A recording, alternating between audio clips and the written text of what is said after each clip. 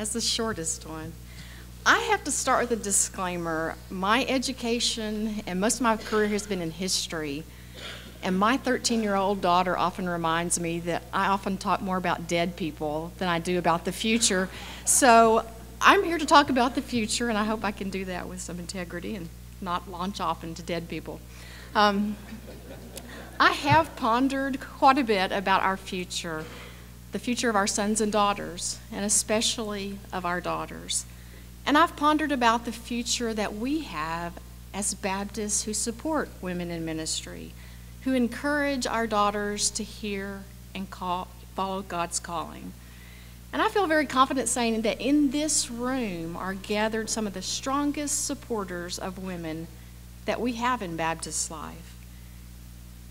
The Cooperative Baptist Fellowship from its very beginning has stood firmly and vocally on the side of women.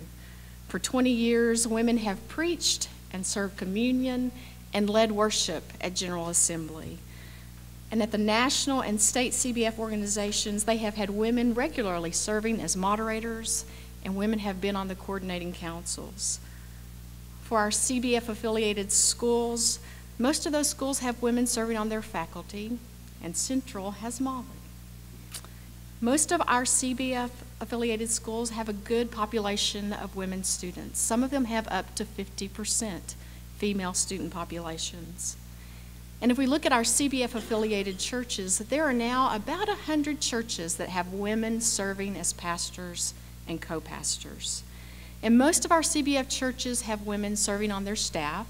Most of them have women serving as deacons. Women hold visible leadership positions in this moderate Baptist movement, and that is good news. The moderate Baptists have made steps toward including women in leadership. But there is bad news. For some, those steps have been small and slow, especially for the young women who are looking at ministry in their future. And here's where I'm going to meddle some, and I ask, like Marv, for love and forgiveness. Look around this room. How many women are serving in top leadership positions in the moderate Baptist movement? I could give you statistics, but I think all we have to do is look around this room. There are several refrains I hear over and over from churches. Our church is not ready yet for a woman pastor. Or, there are no women who have the kind of experience needed to serve our large church as a leader. But to be really honest, I've heard those same refrains when it comes to hiring CBF coordinators, when it comes to appointing women as deans of our CBF-affiliated schools, and when it comes to moving women into top leadership positions. And if we are 20 years into this movement and we're not ready, will we be ready in 20 more years? Okay, my meddling time is over. Y'all can relax. I'm going to talk now about the future that I believe that we have together. What can we do for our Baptist daughters? And to be honest, I don't have a lot of answers. I have a lot of questions. And so my questions. First, what do we say to our Baptist daughters who are gifted and graced to do the ministry of pastoring? And I think we have a couple of options, two that I want to talk about. The first is we can tell our women to stop waiting, to give up on the existing churches and encourage them to move outside the traditional framework. In essence, we can advise them to stop waiting for open pulpits and move outside. So we can call them to found new work, to found new churches and new organizations and churches that from their very foundation will be inclusive of women and affirming of women. The second option is that we can challenge our women to stay the course, to make change happen within their churches, and to be reformers and revolutionaries, and to speak in strong and loud voices in calling for change. Two options. And the more that I ponder those two options, the more convinced I am that the answer is yes. Yes to both options. We have to call some of our daughters into new work, outside the box work. And we have to call some of our daughters to stay in existing churches and to be change agents from within. I'm convinced that we cannot do either or. We have to do both and. We have to live out of both options. And just one note, if we advise our daughters to plant churches, to start new work, then are we not obligated to provide them with the financial information they need about budgeting and accounting? Do we not need to make sure that our women are being taught entrepreneurial skills? Do we not need to make sure the women in seminaries are taking business classes? Do we not need to teach them how to raise money, to create budgets, to create new paradigms for leadership?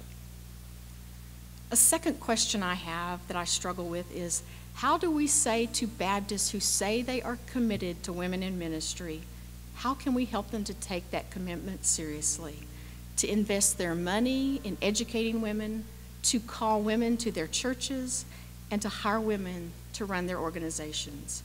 How can we help Baptist leaders and Baptist pastors and Baptist churches and Baptist institutions know that now is the time to support women?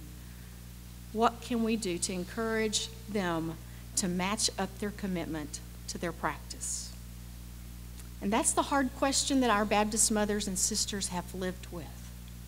And I fear that that is the hard question our Baptist daughters are going to run into.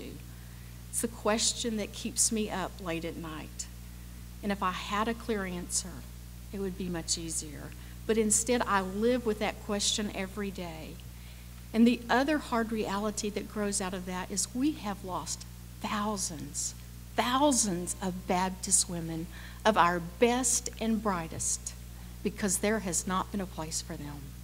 What are we going to do to stop the flood of Baptist women leaving to go to other denominations and other organizations? And my final question is, how can we help our Baptist daughters who hear God's call and who are serving be true to their own voice, to lead and preach and serve in their own style? Women in ministry have long struggled to fully embrace being women and ministers. And women, just like men, have a lot of different preaching styles, a lot of different leadership styles. But churches and church people sometimes expect women to preach like and lead like men. When I was in seminary, I was taught to preach, and I was expected to preach like a man. And it didn't work for me.